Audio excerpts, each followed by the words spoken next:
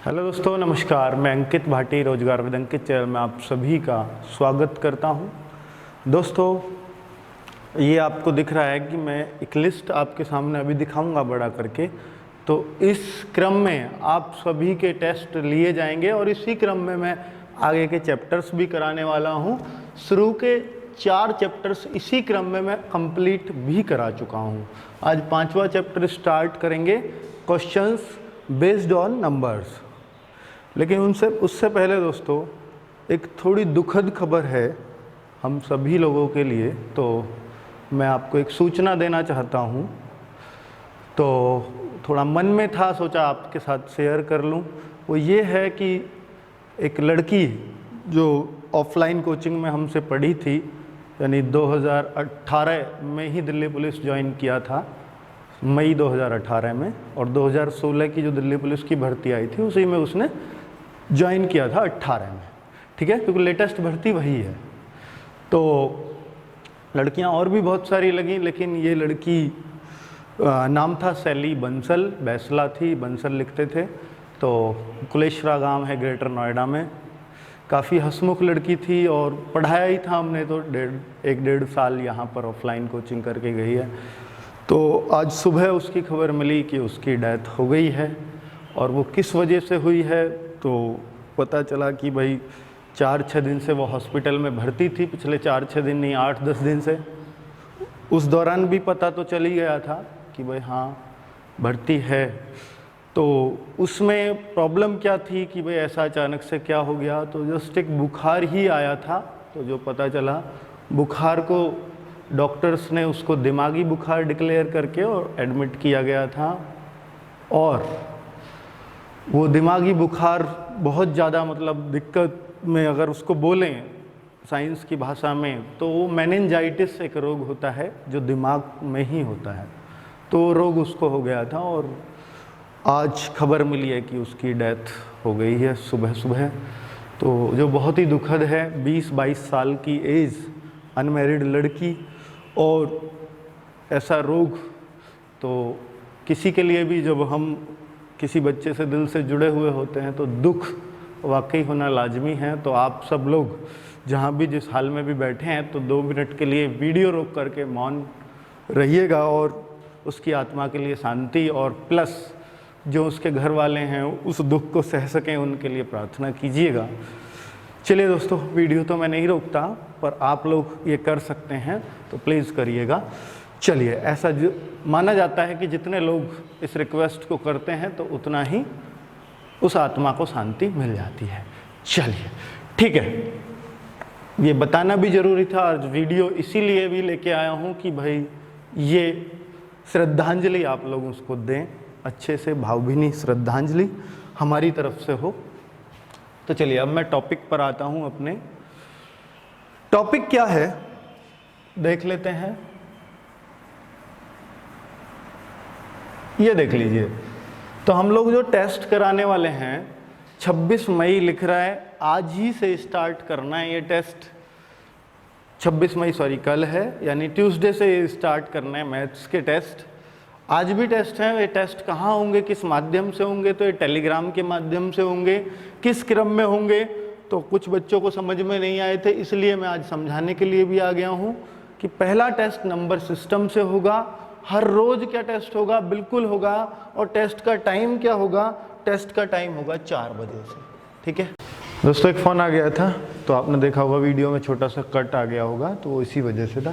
तो चलिए दोस्तों, मैं आपको ये बता रहा था कि 4 बजे से आपको कल से मैथ्स के टेस्ट मिलने शुरू हो जाएंगे। रोज एक चैप्टर का टेस्ट होगा, और ये हर ट्यूसडे से लेकर के और आपके सैटरडे तक टेस्ट होंगे। संडे और मंडे मैथ्स का कोई टेस्ट नहीं होगा। संडे बिल्कुल ऑफ होगा, मंडे में कुछ और टेस्ट होंगे। कौन से होंगे वो सब आपको टेलीग्राम ऐप से पता चलेगा। ये टेस्ट भी टेलीग्राम ऐप पर ही आएगा। ठीक है, तो अब आप क्लियर हैं। तो दोस्तों, हर ट्यूसडे को जो भी मैथ का टेस्ट होगा, देखिए ट्यूसडे इस बार तो पहला टेस्ट है, तो नंबर सिस्टम का टेस्ट होगा। वेडनेसडे में इसका होगा, थर्सडे में इसका होगा, फ्राइडे में इसका होगा, और सैटरडे में इस चैप्टर का हो जाएगा। फिर नेक्स्ट टेस्ट सैटरडे के बाद आएगा ट्यूसडे में, तो ट्यूसडे में एज का चैप्टर का टेस्ट ना होके इन 5 चैप्टर्स का टेस्ट होगा। ठीक है, टेस्ट में क्वेश्चंस कितने होंगे? मोस्ट प्रोबेबली 25 क्वेश्चन की कोशिश रहेगी। ठीक है, क्योंकि आप देखते हैं कि भाई अगर दिल्ली पुलिस AWO में देखूं तो वहां भी 25, दिल्ली पुलिस कांस्टेबल में देखूंगा तो वहां 15 ही आते हैं, तो ज्यादातर एग्जाम्स के क्वेश्चंस कवर हो जाएंगे। आजकल तो SSC का कोई सा भी एग्जाम ले लो, पहले वाला तो उसमें भी 25 ही रहते हैं, तो 25 का सबके लिए सुटेबल है, परफेक्ट है। बात करते हैं UPSI की, तो वहाँ 40 क्वेश्चन का सेट होता है, तो कोई बात नहीं, सारी टाइप्स इसमें भी कवर होंगी। अब इसी क्रम में होंगे। टेस्ट का नंबर आपने देख लिया, किस नंबर पे कौन सा टेस्ट होना है, डेली डेली पूछने की जरूरत नहीं है। ट्यूसडे में रिविजन टेस्ट और बाकी वेडनेसडे में फिर इसका, थर्सडे में फिर इसका, ऐसे क्रम चलता रहेगा। एक चैप्टर का डेली आपको टेस्ट मिलता रहेगा। हर वीक 4 टेस्ट हो जाएंगे, क्योंकि ट्यूसडे तो रिवीजन है, वेडनेसडे, थर्सडे, फ्राइडे, सैटरडे आपके 4 फ्रेश टेस्ट होंगे। इस तरीके से हम बोलें कि भाई इस अर्थमेटिक को 27 टेस्ट है, तो टोटल हम 2 महीने में ऑलमोस्ट कवर कर लेंगे। बीच में क्योंकि रिवीजन टेस्ट भी होंगे, तो इसलिए हम मैथ्स को कंप्लीट कवर कर चुके होंगे। 2 महीने में जबरदस्त रिवीजन चलेगा, और जो मैं अभी भी क्लास ले रहा हूँ ये भी एक रिवीजन टाइप ही है। तो अब देखिएगा मैं कहाँ से कराने वाला हूँ।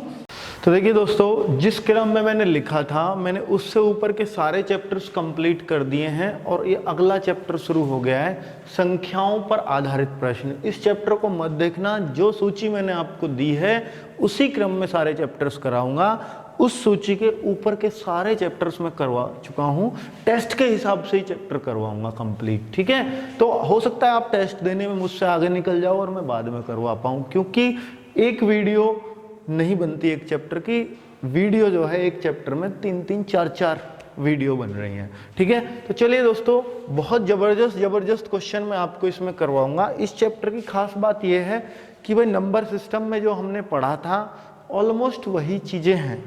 ठीक है, लेकिन उन नंबर, देखिए वहां भी क्वेश्चन नंबर सिस्टम है, तो इसका मतलब नंबर्स पे ही होगा सारा सिस्टम। यहां पर भी संख्याओं पर आधारित, इसका मतलब क्वेश्चन बेस्ड ऑन नंबर्स, तो यहां भी नंबर्स पर ही होंगे। दोनों में फर्क क्या है? दोनों में थोड़ा सा फर्क है। यहाँ बड़े बेसिक क्वेश्चन होते हैं, बड़े आसान से होते हैं, बहुत ही आसान। उसमें थोड़े नए नए लॉजिक्स आपको देखने को मिलते हैं। ठीक है, जो नए लॉजिक्स आते हैं उनको नंबर सिस्टम में डाल दिया जाता है, और इसके लैंग्वेज लगभग सेम सी रहती है। चलिए, तो क्वेश्चंस देखेंगे इसके भी, वो जो एग्जाम्स में पिछले 2-4 सालों में पूछे गए हैं, कैसे कैसे लेटेस्ट क्वेश्चन इसमें आपको मिलते हैं, तो देखिए। तो दोस्तों, पहला ही क्वेश्चन है, और एक खास बात इस चैप्टर में, अगर आपको एक्स, देखिए एक्स जो होता है सवालों को आसान करने के लिए है, और कई लोग सोचते हैं एक्स से तो मुझे बिल्कुल समझ में आएगा ही नहीं, तो कहीं कहीं हमें एक्स की जरूरत पड़ेगी इसमें, और हम मानेंगे भी। मैं कोशिश करूंगा जिसमें एक्स की जरूरत पड़े उसको ऑप्शन से भी करा दूं और एक्स से भी करा दूं, ताकि जो एक्स से बच रहे हैं वो बचे ही रहें। पर आप बचो मत, थोड़ा सीखने की कोशिश करो, क्योंकि अगर जब मैं अलजेब्रा सिखाऊंगा तो वहां पर एक्स की बहुत ज़्यादा ज़रूरत आपको पड़ेगी, इसलिए एक्स से बचो मत। एक्स बहुत आसान चीज़ है। ठीक है, तो चलिए दोस्तों, 3 संख्याओं का योग जो है 252 है। यदि पहली संख्या दूसरी संख्या से 3 गुनी है और तीसरी संख्या पहली संख्या की 2/3 है, तो दूसरी संख्या क्या होगी? ये बड़ा जबरदस्त सा क्वेश्चन है, और मैं आपको बोलता हूं, जब भी आपको योग दिया हो और 3 संख्याओं में आपस में कुछ भी रिलेशन दिया हो, आधा, दुगुना, तिहाई, चौथाई, तो आप कभी भी उनका रेशो बना लो, आप एक्स से बच जाओगे। ठीक है, तो देखिए कैसे करते हैं। फर्स्ट, सेकेंड और थर्ड 3 संख्याएं हैं, तो उसने बोला है कि यदि पहली संख्या दूसरी से 3 गुनी हो, तो मैं पहली संख्या दूसरी से 3 गुनी, तो मैं दूसरी को कुछ भी मान सकता हूं। आपको मान लो तो मैं इसको 2 मान लूं, और इसको 3 गुना मानूंगा तो 6 मान लेता हूं। आपको 1 ही मान लेते तो और अच्छा रहता, 1 और 3 भी मान सकते हो। तो यही बोला है, पहली संख्या दूसरी से 3 गुनी, दूसरी से ये वाली 3 गुनी। कई बच्चे 2 और 6 इसको मान जाएंगे। पढ़ो ध्यान से कि पहली दूसरी से 3 गुनी है, बिल्कुल सही बात कर दी हमने। तीसरी संख्या पहली संख्या की 2/3। अब तीसरी को कितना मानूं, इस पहली की पहला मतलब 6, इसकी 2/3 अगर मैं करूंगा तो दोस्तों ये 4 हो जाएगी। और कोई बच्चा इसको 1 मानता, इसको 3 मानता और 3 का 2/3 करता तो फिर आपका यहाँ 2 आ जाता। ठीक है, तो बात वही है, कोई टेंशन नहीं है। तो आप कहो ये रेशो बन गया, बिल्कुल बन गया। अगर आप इसको और भी काट सकते हो तो और काट दीजिए। आपने चाहे कुछ भी माना हो, लास्ट में रेशो यही आएगा सबका, चाहे कोई भी संख्या आप मान लीजिए। आप 1 मानते तो काटना ही नहीं पड़ता। अब आपने 1 से कुछ भी ज़्यादा मानोगे तो काटना पड़ेगा फाइनली, जैसे यहाँ काटा है। ठीक है, पर कहीं कहीं 1 पे बात फिट नहीं बैठती तो फिर वहाँ पर हमें अपने हिसाब से भी सोचनी पड़ती हैं। वैसे बैठ सब जगह जाएगी, कोई ऐसी बात भी नहीं है। चलिए, तो अब मैं क्वेश्चन नंबर अब इसका आंसर करता हूँ। दूसरी संख्या क्या होगी, एसएससी सीजीएल 2016 में पूछा हुआ है। तो दूसरी संख्या हम लोग कैसे निकालते हैं, तीनों का योग ये है। या तो आप रेशो मेथड 3 और 1 4 और 2 6 रेशो का मान दे रखा है आपको 2 5 2, तो 1 रेशो की वैल्यू निकालो, वही आपकी दूसरी संख्या की वैल्यू हो जाएगी। आपका आंसर आ गया ये 252/6, तो 6 चौके 24, 6 दूनी 12, 42। चूंकि आपको 1 रेशो का मान ही चाहिए तो आपका आंसर ये हो जाएगा 42। और भी क्या कर सकता था कि मैं बांटने का मेथड होता है एक मेरे पास, मुझे दूसरी चाहिए तो 1 ऊपर, यानी जो चाहिए, जो तीसरी चाहिए तो 2 ऊपर, और अनुपातिक योग 3 और 1 4 2 6, और गुणा जितना योग है तीनों का वो जो बांटना है। तो फिर भी वही चीज आती निकल के, कोई दिक्कत नहीं है। आप ऐसे करो चाहे ऐसे करो, उत्तर यही आना है 42 हर हाल में। तो चलिए दोस्तों, पहला क्वेश्चन मुझे लगता है सबको समझ में आ गया होगा। अब मैं दूसरे क्वेश्चन पे चलता हूं। दोस्तों, मैंने बैकग्राउंड ब्लैक कर दिया है और थोड़ा सा आज हम शौक में भी हैं, इसलिए ब्लैक ही थोड़ा सा ज़्यादा ठीक रहेगा। और मेरे आवाज़ से भी आपको लग रहा होगा कि आज वो जुनून शायद नहीं है पढ़ाने में, पर कोई नहीं, चलिए ठीक है। तो माइंड डिस्ट्रैक्ट करने के लिए ही मैं आज पढ़ाने आया हूँ, ये समझ लीजिएगा, अपना माइंड थोड़ा सा वहाँ से हट सके। तो यदि 2 अंकों की एक संख्या के अंकों का गुणनफल 24 है, 24, यदि हम उस संख्या में 45 जोड़ दें तो प्राप्त की गई नई संख्या वह संख्या होती है जिसमें अंकों की अदला बदली हुई है। तो वह मूल संख्या क्या होगी। बहुत ही आसान सा सवाल है।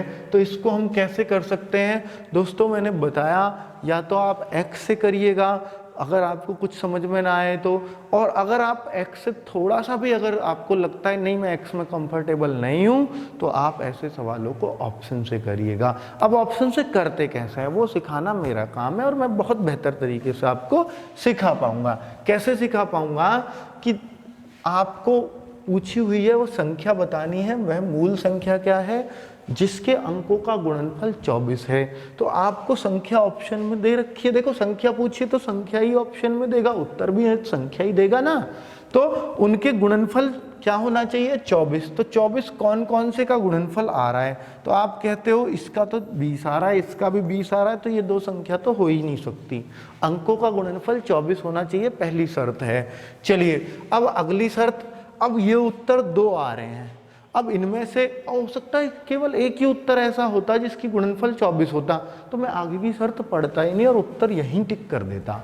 लेकिन 2 उत्तर है, इनमें से भी हमें एक ही चाहिए। तो अब मैं देखता हूं कि ऐसी कौन सी संख्या है, यदि हम उस संख्या में, इनमें से कौन सी है वो, यदि हम उस संख्या में कितना जोड़ दें 45, मैंने मान ली 83 है, तो 45 जोड़ दें तो जोड़ने पर इसके अंक पलट जाएंगे, अर्थात 83 का 38 हो जाएगा। अब जोड़ने पर 38 कैसे हो सकता है 83, बिल्कुल नहीं हो सकता। अंक बदला बदली हो जाने चाहिए, बोल रहा है साहब, इसमें अंकों की अदला बदली हुई है 45 जोड़ने पर, क्या हो सकती है, नहीं हो सकती। ये तो 3 अंकों में पहुंच जाएगा, तो 83 के अंकों की अदला बदली हो ही नहीं सकती। तो फिर जब मैं 38 लूंगा तो यहाँ 38 लूंगा और इसमें जब 45 जोड़ूंगा तो 38 के अंकों की अदला बदली हो जानी चाहिए, अर्थात 83 आ जाना चाहिए। तो मैंने देखा तो ये बहुत ही आराम से 83 आ गया। तो आपका आंसर कौन सा होगा फाइनली, 38। तो इस तरीके से ऑप्शन से आप बहुत ही सिंपल मेथड से कर सकते हैं। और भी कोशिश करेंगे ऑप्शन से, बिल्कुल चिंता मत करो, ऑप्शन से करना बहुत अच्छे से आप सीख जाओगे। चलिए अगला क्वेश्चन है, यदि दो संख्याओं के वर्गों के योग का वर्गमूल 13 है और दो संख्याओं के बीच का अंतर 7 है तो छोटी संख्या के वर्गों का मान ज्ञात करें। ये कैसे होगा? तो जरा देखिएगा दोस्तों, इस सवाल को जरा गौर से पढ़ो तो मुझे लगेगा या आपको लगेगा कि ये कुछ जाना पहचानी से कुछ आ रहा है सवाल। तो जाना पहचाना से कैसे? आपने ऐसे सवालों में इसको पढ़ा होगा जैसे हम दिशा में करते हैं कि मान लीजिए यहाँ पर 6 का वर्ग, 8 का वर्ग, तो यहाँ आता था 10 का वर्ग। मतलब इनके वर्गों का योग और उसका वर्गमूल लूँ तो वो 10 आ जाएगा, अर्थात इस तरीके से कुछ। तो अब उसी से मैच कीजिए, कुछ ऐसा ही कहना चाह रहा है। ठीक है, यदि दो संख्याओं के वर्गों का योग करोगे, वर्गों का योग, उनका फिर वर्गमूल लोगे तो वो 13 आता है। तो आप सोचिए 13 किन किन के जोड़े से आता था? 13 किन के वर्गों का योग करने से 13 आता था? तो आपको याद आएगा कि 12 का वर्ग और 5 का वर्ग। देखिए ये चीजें बहुत छोटी चीजें हैं। आप कहो कि जी ये याद कैसे होंगी? ये छोटी चीजें कैलकुलेशन को बड़ी आसान बना देती हैं। आप कहो नहीं जी हमें तो तरीके से बता दो, तो तरीके से भी हो जाएगा, कोई इशू नहीं है। पर अगर 13 लाना है तो भाई देखिए ये ऐसे ही 13 आ गया, दोनों संख्या मिल गई आपको, एक 12 एक 5 है, बात ही खत्म हो गई। अब आप श्योर कैसे होगे कि 12 और 5 है या नहीं है? तो दूसरी शर्त और चेक कर लेता हूं कि भाई और उन दो संख्याओं के बीच का अंतर कितना है? 7। तो अब मैं श्योर हो गया एक 12 एक 5 है, क्योंकि अंतर भी इनका 7 बैठ रहा है और इनके वर्गों का योग, उसका वर्गमूल 13 ही आएगा। 144 और 25 169 और वर्गमूल 13। ठीक है, तो अब मैं श्योर हो गया दो संख्या कौन कौन सी है, वो 12 और 5। तो कह रहा है छोटी संख्या के, इनमें से छोटी संख्या है 5, उसके वर्ग बताओ क्या होगा? तो आप कहोगे उत्तर आ गया 25। कोई डाउट नहीं है हमें इस सवाल का आंसर करने में। ठीक है, आप कह रहे होगे कि जी ये तो आपने कर दिया पर हमें समझ में नहीं आया या हम ऐसे इसको करना नहीं चाहते। आया है यूपीएसआई में सवाल। तो दोस्तों अगर मैं इसको प्रॉपर तरीके से करूं तो मुझे दो संख्या a वर्ग और b वर्ग माननी पड़ेंगी, उनका वर्गमूल, इसका इधर वर्गमूल लूंगा तो वो 13 आएगा। तो मैं इसको वर्गमूल को हटा के उधर 13 का वर्ग कर देता हूं, क्योंकि वर्गमूल जब इधर से हटेगा तो उधर वर्ग बन जाता है, ये रूल कहता है। ठीक है, मैं अपने पास से कुछ नहीं कह रहा, 169 हो जाएगा। अब इन दो संख्याओं के बीच का अंतर, अर्थात आपको a माइनस b की वैल्यू भी दे रखी है, कितनी है? 7। तो अब यहां से आपको अगर दो संख्या ये a और b के मान पता करने हैं तो बेहतर होगा कि आप जो है यहाँ पर कि a प्लस b का होल स्क्वायर निकालें या a प्लस b का मान भी निकालें। a माइनस b ये रहा, a प्लस b और पता लग जाए तो सवाल खत्म हो जाएगा। तो a प्लस b मेरा उद्देश्य रहेगा इस सवाल में निकालना, और वो उद्देश्य कैसे सफल होगा? बहुत ही आसानी से सफल होगा। तो आप देखिए दोस्तों कि पहले मैं a माइनस बी का होल स्क्वायर करूँगा, a माइनस बी का होल स्क्वायर, तो मुझे करना पड़ेगा a square plus B square और माइनस के 2ab। ठीक है, तो मैं इसका मान मुझे पता है 49 हो जाएगा 7 का वर्ग, और इसका मुझे मान पता है 13 का वर्ग यानी ये 169 है। ठीक है, 2ab को इधर उठा के ले आऊँगा, माइनस 2ab उधर है, या इधर 169 को ले आओ तो बचेगा 120 और वो भी माइनस का 120 माइनस का 2ab, माइनस से माइनस कट जाएगा और 2ab का मान क्या आ गया? 120, या आप ab का मान क्या आ गया आपका? 60। ठीक है, अब थोड़ा देखिए, जब आपको कुछ चीज़ें ध्यान नहीं रखनी पड़ती, प्रॉपर तरीके पे जाना पड़ता है, तो कभी कभी तरीका बड़ा हो जाता है। और बड़ा कुछ नहीं है, अगर आपको ये सब आता है तो आपको लगेगा नहीं कोई दिक्कत नहीं है, मैं कर सकता हूँ या कर सकती हूँ। तो दोस्तों अब मुझे देखना पड़ेगा कि a प्लस बी की तरफ इशारा करके, तो मैं a प्लस बी का कोशिश करता हूँ निकालने की। तो वो मैं कैसे निकालूंगा? a प्लस बी का होल स्क्वायर बराबर a square plus B square plus 2ab, अब मुझे 2ab की वैल्यू पता है कितनी है 120, इसकी भी वैल्यू पता है, तो मुझे a square plus B square वो सॉरी a प्लस बी का होल स्क्वायर मिल जाएगा। और वो कैसे मिलेगा जरा देखिए, ये 169 है और इसकी वैल्यू 120 है, 2ab की है ना पूरी 120, तो मैंने देखा ये तो बन जाएगा 289 और a प्लस बी का होल स्क्वायर अगर मैं जोड़ूंगा तो ये 289 बन जाएगा। और अगर इसको उधर जाके वर्गमूल लूंगा तो a प्लस बी बराबर अंडर रूट 289 मतलब 17। तो मुझे पता चल गया कि a माइनस बी की वैल्यू कितनी थी 7 और a प्लस बी की वैल्यू कितनी है 17। ठीक है, कोई डाउट किसी को?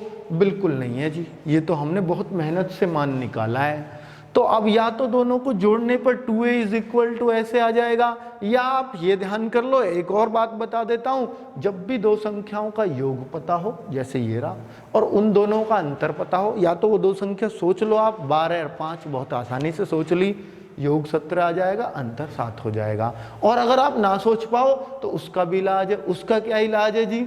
उसका ये इलाज है कि अगर आपको इनमें बड़ी संख्या चाहिए, बड़ी कौन सी है भाई? जब a में से b घट के आ रहा है तो a ही बड़ी है, तो a कैसे आएगी? दोनों को जोड़ के आधा, 17 प्लस 7, कहीं भी आपको योग अंतर दिए हो उन दोनों को जोड़ के आधा करने से बड़ी संख्या मिल जाएगी। और छोटी चाहिए, छोटी है मतलब b, इन दोनों को घटा के आधा करने से। तो दोस्तों आप देखते हो तो यहाँ से 10/2 यानी 5 आ जाएगा और यहाँ से 12 आ जाएगा। वो दोनों संख्या आपने बहुत ही आराम से निकाल ली, 12 और 5। अब आपको छोटी संख्या का वर्क करना था, तो अगर आपको तरीके पे जाना है तो बड़ा पड़ेगा, अगर आप ट्रिक से या ऐसे ही सोच पाते हैं तो बहुत ही आसान छोटा सा सवाल पड़ेगा ये।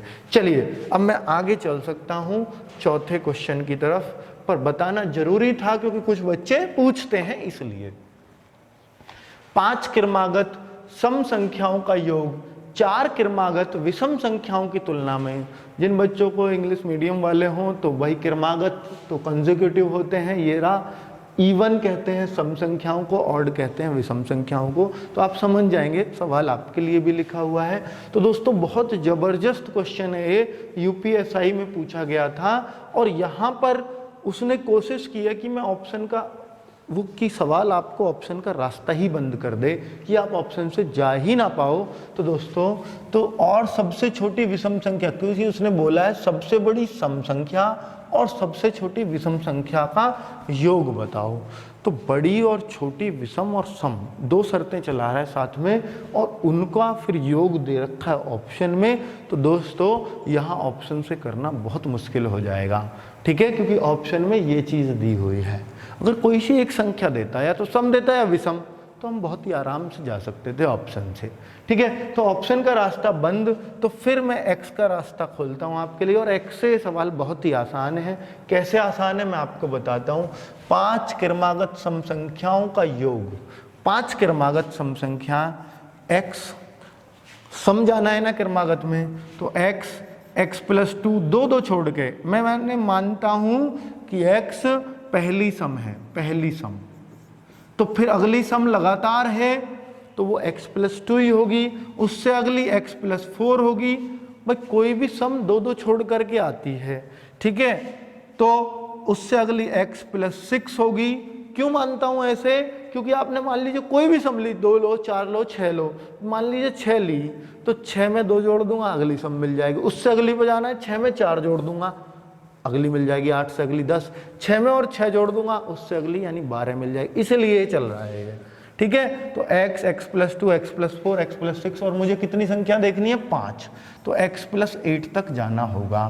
तो दोस्तों नीचे एक लाइन दी हुई है वो ये, अब क्योंकि अगर मैं विषम संख्याओं को मानूं तो मुझे y में माननी पड़ेंगी, तो वो y में ना माननी पड़े इस वजह से लाइन दे दिया आपको।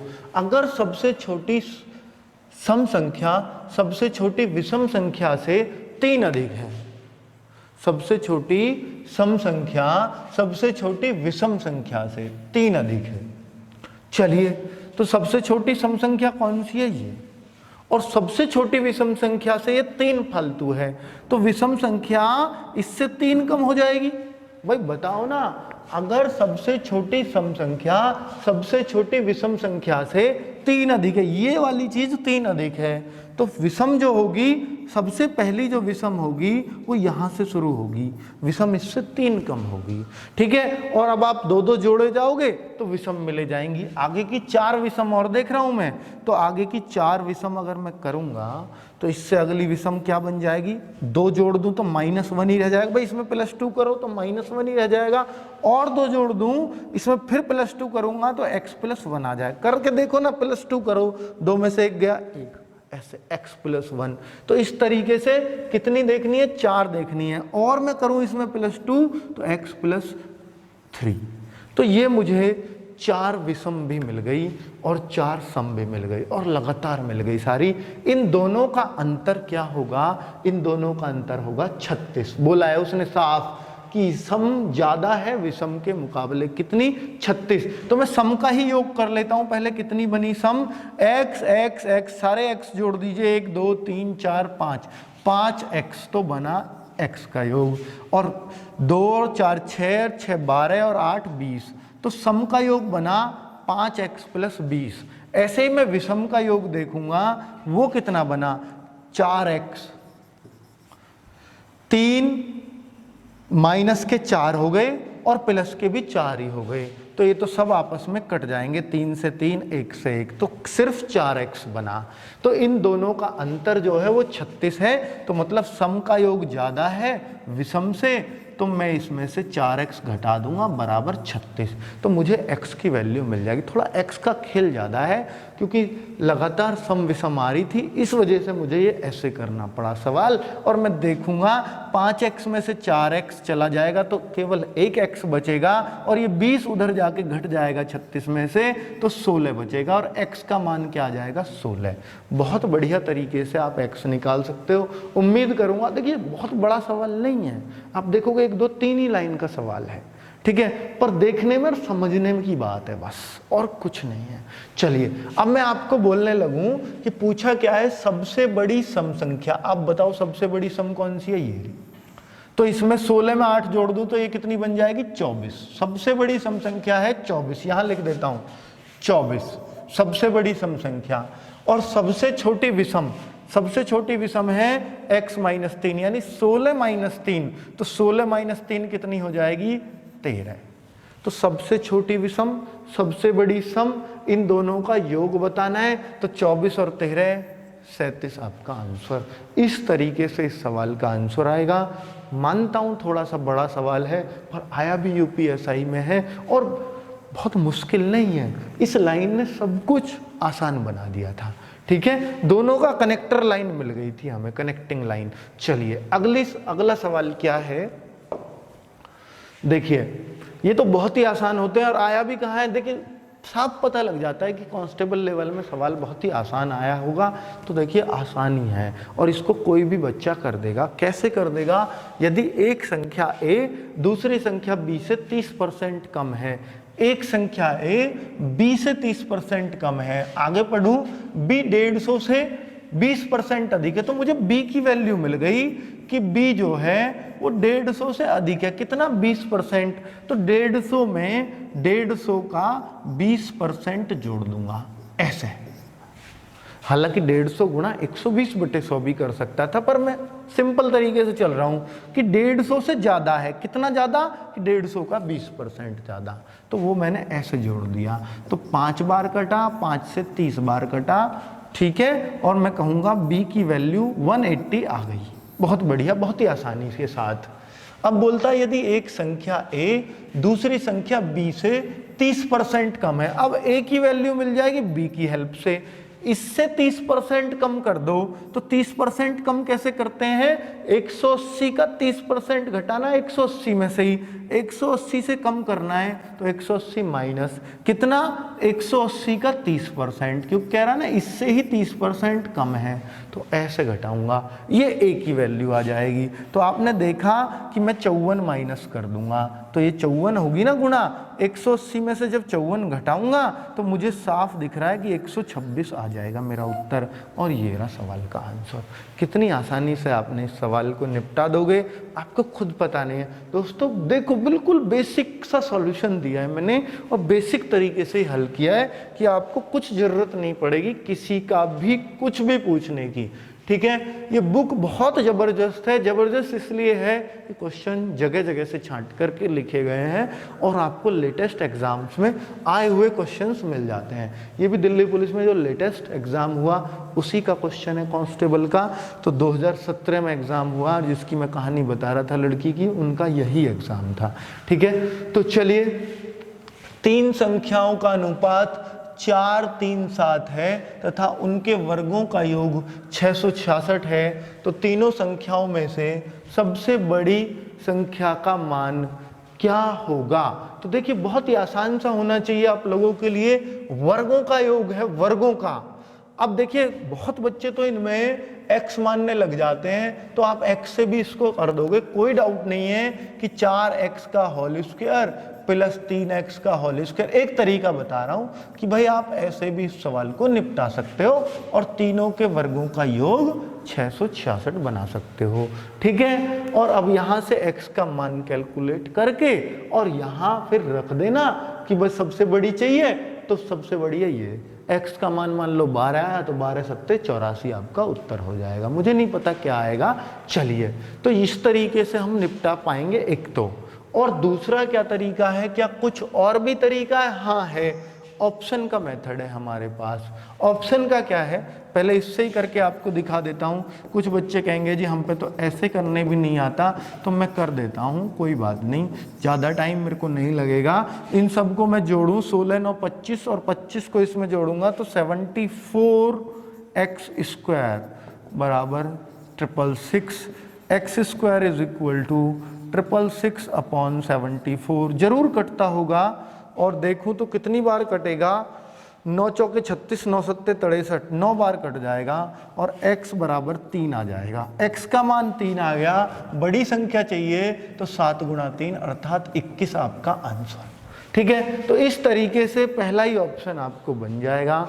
और अगर मैं इसको ऑप्शन से करता और 21 मुझे पहले ही ऑप्शन में मिलता, तो देखिए कितना छोटा सा सवाल होता है ये कि भाई देखो, सबसे बड़ी संख्या मैंने मान ली 21 और आपको रेशो पता है 4, 3, 7 का है, तो 7 वाली का मान अगर 21 है तो इस वाली का कितना होगा भाई, जितने गुना ये मानोगे उतने गुना ये माननी पड़ेगी। 7 तिया 21, तो ये भी 3 तिया 9 हो जाएगी इस हिसाब से, और ये भी क्या हो जाएगी, 4 तिया 12।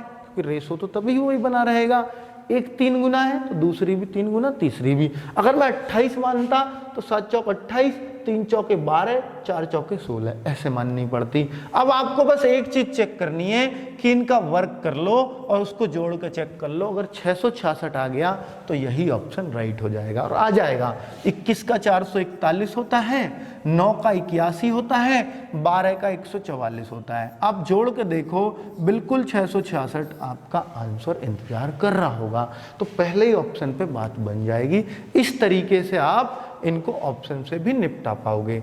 अगले सवाल की बात करूं, फिर दिल्ली पुलिस कांस्टेबल में, क्योंकि कई सेट हुए थे ना, तो हर सेट में इस चैप्टर से सवाल आया था। यूपी कांस्टेबल में भी हर चैप्टर का, मतलब इस चैप्टर का हर सेट में सवाल था। मतलब ये छोटे एग्जाम्स में ज़्यादातर पूछे जाते हैं, और बड़े में भी क्यों नहीं, एसएससी सीजीएल में आते, अभी दिखाया था आपको, वहाँ भी आते हैं। तो यदि एक संख्या के 6/5 का, 4/5 का, 2/3 240 के बराबर हो, ये तो आपका जाना पहचाना पुश्तैनी सवाल है, इसको तो बहुत ही आराम से कर दोगे।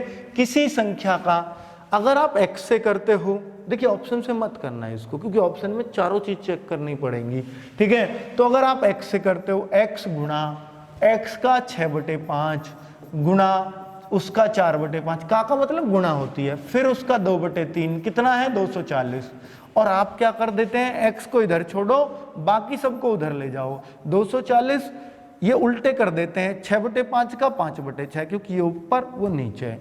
ये 5 तिरछी गुणा में ऊपर और 4 नीचे है, 3 ऊपर 2 नीचे, बस काट दो आपका उत्तर आ जाता है। तो दोस्तों काटूंगा तो 3 दूनी 6 हो जाएगा, और देखिए 2 से 120 बार, 4 से 30 बार, और 30, 2 से काट दो 30 को, 15 बार, 15 5 75, 75 पंजे 75 पंजे होते हैं 375। ये आपका इस सवाल का आंसर हो जाएगा। आपको x के बिना एक ट्रिक बताते हैं इसमें, और जिसमें का ही हो, जोड़ना घटाना कुछ ना पड़े, तो वहां पे क्या करते हैं, ये ट्रिक तरीके से बनी है। कहां से बनी है आप बताना, 240 की तरफ से उल्टा चल जाओ, बस उल्टा इधर संख्या की तरफ आ जाओ, और जब उल्टा चलेंगे तो सब चीजों को उल्टा करते चलेंगे। 2/3 का 3/2, वही चीज आ रही है, देखो जो x वाले में करते हैं। 4/5 का 5/4 और 6/5 का 5/6। क्या ऐसा हर सवाल में कर सकते हैं? बिल्कुल हर सवाल में कर सकते हो, और आपको संख्या मिल जाएगी। क्योंकि आप उल्टी तरफ से जा रहे हो तो आपको चीजों को उल्टा करना पड़ेगा, तो यही कैलकुलेशन आ जाती है डायरेक्ट। चलिए अगले सवाल की बात करता हूं, वो क्या है, 8वां सवाल देखिएगा जरा। दो संख्याओं का योग 75 है और उनका अंतर 25 है, दोनों का गुणनफल क्या होगा? बहुत ही सिंपल सा सवाल, एसएससी 10+2 में पूछा गया। दोस्तों मैंने अभी शुरू के सवाल में ही बता दिया था कि दो संख्याओं का जब भी आपको योग मिले और उन्हीं दोनों संख्याओं का अंतर मिले, जिसको इक्वेशन जोड़नी घटानी आती है वो तो इनको काटेगा, 2a बराबर इतना करेगा। बाकी मैं आपको बोलता हूं कि आपको बड़ी संख्या, बड़ी मतलब जिसमें से घटाई जा रही है तो वो बड़ी होती है। तो अगर आपको बड़ी चाहिए यानी a चाहिए इनमें, तो आप दोनों को जोड़ के आधा कर दो। किसको? योग और अंतर को जोड़ के आधा। बड़ी संख्या हमेशा आपको मिल जाएगी। और छोटी संख्या चाहिए, यानी यहाँ छोटी है b, तो इन दोनों को घटा के आधा कर दीजिए, ये आपकी दोनों संख्या मिल जाएंगी। आपको इनका गुणनफल चाहिए तो गुणनफल भी हो जाएगा। तो 75 और 25 यानी 100, 100/2 यानी 50। a की वैल्यू 50 और b की वैल्यू 75 में से 25 गए तो 50 बचा, और 50 में भाग दूंगा 2 का तो 25 आ जाएगा। इन दोनों की गुणा, क्योंकि मुझे पूछा क्या है, दोनों का गुणनफल, इन दोनों संख्याओं की गुणा कर दीजिए। 50 गुणा 25 कर दीजिए, क्योंकि आपको a गुणा b करवा रहा है। तो 25 पंजे 125 यानी 1250 आपका आंसर होगा। बहुत ही सिंपल तरीके से, इससे सिंपल इसमें और कोई क्या आपको बताएगा। ठीक है, जहां भी योग और अंतर दिए हो जोड़ के आधा कर दो, यही हो जाएगा सवाल। आपको लिखने की जरूरत नहीं है, मुझे समझाना पड़ रहा है इसलिए मैं लिख रहा हूं। 75 25 जोड़ा, आधा किया 50, 75 25 घटाए 50 का आधा किया 25, गुणा करें उत्तर आंखों ही आंखों में। चलिए अगले सवाल की तरफ मूव करता हूं, 9वें सवाल की। तो दोस्तों 10 ही सवाल लेंगे इस वीडियो में। एक संख्या अपने व्युत्क्रम के 3 गुने से 26/3 अधिक है। एक संख्या अपने व्युत्क्रम के, तो व्युत्क्रम क्या होता है मैं आपको बता दूं, इसमें भी नंबर नाम आ रहा होगा इनवर्स। तो दोस्तों जैसे 5 का व्युत्क्रम होता है 1/5, 6 का व्युत्क्रम होता है 1/6, 1/6 का व्युत्क्रम होता है 6, तो मतलब व्युत्क्रम है 1/, कर देना। तो वही बात है। अब यहाँ पर एक संख्या अपने व्युत्क्रम का 3 गुना से 26/3 अधिक है। आप कहो इसको ऑप्शन से भी किया जा सकता है क्या? बिल्कुल किया जा सकता है। जैसे 10 है, 10 अपने व्युत्क्रम से कि व्युत्क्रम के 3 गुने से 3 गुना कर दो। 26/3 अधिक है, इसका अंतर 26/3 आना चाहिए। आप घटा पाओगे तो आप ला पाओगे। तो घटाना कैसे है? देखो घटाना भी 10 दूसरे 100, 100 में से 3 गए तो 97/10, तो ये तो 26/3 कैसे भी नहीं बैठ रहा।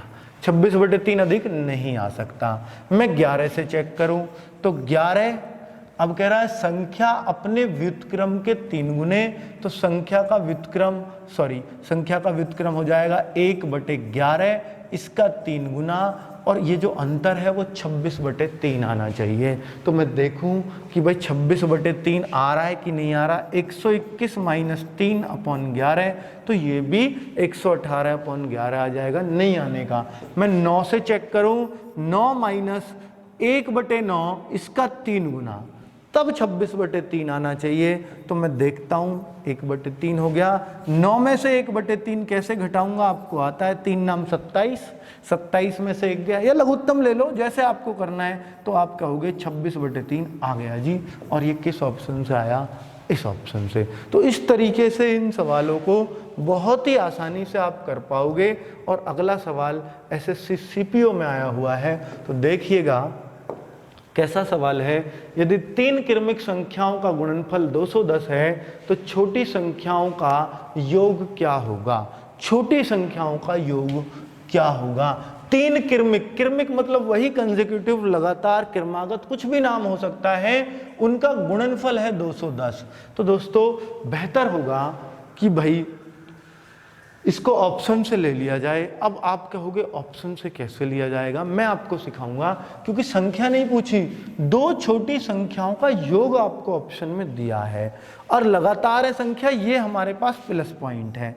तीनों संख्या लगातार हैं, 2 छोटी, तो 2 छोटी का योग अगर मैं 3 मानूंगा, ध्यान देना, पहला ऑप्शन बोला है ना 2 छोटी का योग है ये, तो अगर 3 मानूंगा तो मुझे पहली वाली 1 और दूसरी वाली 2 माननी पड़ेगी, क्योंकि लगातार भी तो माननी है ना। ऐसी 2 लगातार संख्या सोचो जिनका योग 3 हो, तो आप कहोगे 1 और 2, और कुछ हो ही नहीं सकती। तो आप कहो 3 और 0, तो वो लगातार नहीं है 3 और 0, ठीक है, तो 1 और 2 ही हुए कायदे में, ठीक है। तो अब मैं कहूं तो तीसरी संख्या क्या हो जाएगी? 3 हो जाएगी, क्योंकि ये तीनों तो लगातार ही हैं। जब पहली 2 मिल गई तो तीसरी 1 2 3 ही होगी। तो हमने देखा कि इनका गुणनफल तीनों का 210 आ पाएगा क्या? आप कहोगे बिल्कुल नहीं आना, जीवन में नहीं आएगा, इसलिए ये उत्तर गलत हो जाएगा। अब मैं दूसरे ऑप्शन से आता हूं, ए ऑप्शन मेरा गलत हो गया, अब मैं बी ऑप्शन से चलूंगा। तो अब मुझे ऐसी 2 संख्या सोचनी है कि जिनका योग 4 हो जाए और लगातार हो वो दोनों संख्या।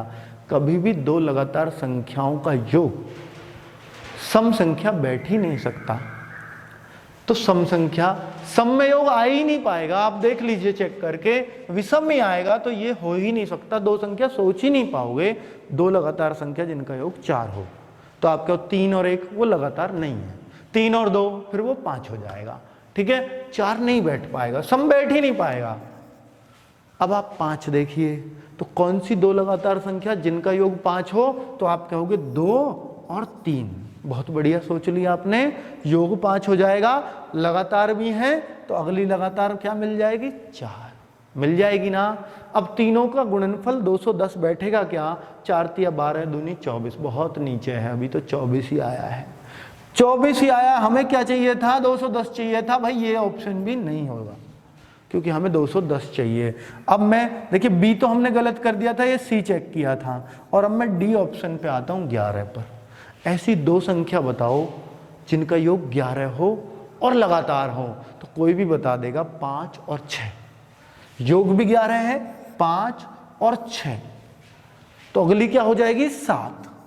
इन तीनों की गुणा कितनी बैठनी चाहिए? 210। चेक कर लीजिए, 6 पंजे 30 और 30 सत्ते 210, और मुझे इसी ऑप्शन की तलाश थी और मैंने ये ऑप्शन टिक कर दिया सही पर। तो कुल मिलाकर के आपको लगा होगा कि ये सवाल भी अच्छा था और आसानी से हम कर भी पाए, ठीक है। और अगर आप चाहो कि इसको अगर x से करेंगे ना दोस्तों, अगर इसको x से करेंगे तो x प्लस 1 और एक अगली आ जाएगी x प्लस 2, क्योंकि लगातार है, सम विषम की बात नहीं है, इसलिए 2 का गैप नहीं लिया मैंने। कभी क्या हो जी, कहीं तो 2 का गैप, कहीं लगातार ले लेते हो आप, तो इसलिए ही लिया है। अब इनका तीनों का गुणनफल 210, अब यहाँ से x क्यूब में बन जाएगा और x क्यूब आपके लिए चक्कर खवा देगा आपको हल करने में, ठीक है। तो इसलिए मैं कह रहा हूँ कि इस तरीके से आप इसको ना ही करें तो बेहतर होगा, ऐसे ही करें ऑप्शन के मेथड से। कहीं कहीं कोई सवाल x से बहुत अच्छा होता है, कोई सवाल ऑप्शन के लिए ही बना होता है, तो कहीं कहीं आप ऑप्शन ही यूज़ किया करो। ओके दोस्तों, उम्मीद करता हूँ वीडियो पसंद आया होगा। ओके, बाय बाय, मिलते हैं नेक्स्ट वीडियो।